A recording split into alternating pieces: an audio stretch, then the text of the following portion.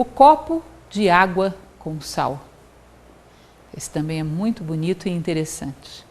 Um jovem se queixava a um mestre zen a respeito das dificuldades que ele vinha passando, que a sua vida era muito sofrida, que ele passava por muitas dores e que isso o mantinha sempre muito triste, e como ele poderia superar isso, aquela adversidade tão grande, essa vida tão complicada. Aí o mestre vem com ele para dentro da sua cabana e lhe mostra uma tigela com sal. Pede que ele mergulhe a sua mão, encha a sua mão de sal e feche com esse sal dentro da mão. Aí traz para o jovem um copo e pede que ele mergulhe a sua mão dentro do copo e abra e solte o sal lá dentro. E o jovem faz isso. Aí o mestre sacode o copo e diz, beba. E o garoto prova um gole e ele diz, como é o sabor? É horrível, mestre, muito salgado. E aí o mestre pede que ele repita a mesma operação, mergulhe a mão no pote de sal, encha a mão de sal e caminhe com ele. E vá até um rio. Mergulhe a sua mão dentro do rio e a abra. E aí o jovem faz exatamente isso e ele pede, agora prove a água do rio.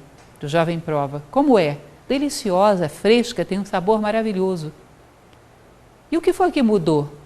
Mudou o sal? Em quantidade ou em sabor?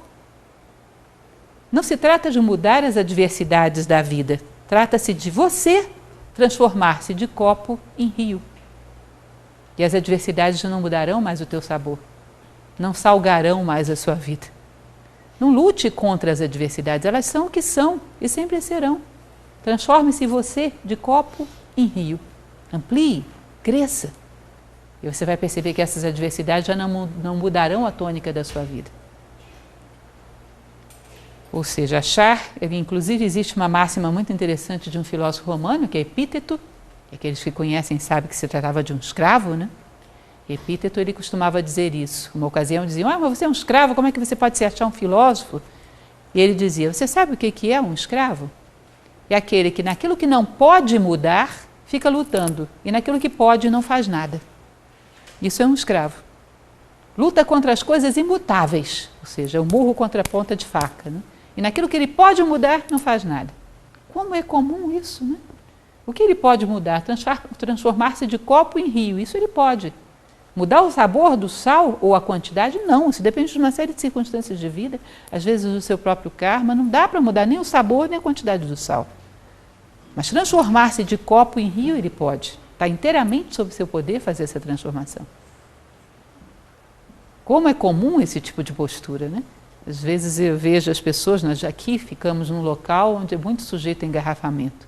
Às vezes as pessoas chegam em sala de aula nervosas porque o trânsito... Bom, não podemos mudar o trânsito nesse momento. Nós podemos sair meia hora mais cedo, não podemos? Mas nós brigamos contra o trânsito, mas não brigamos contra a nossa administração do tempo. Isso não. Isso poderíamos mudar. Por que não?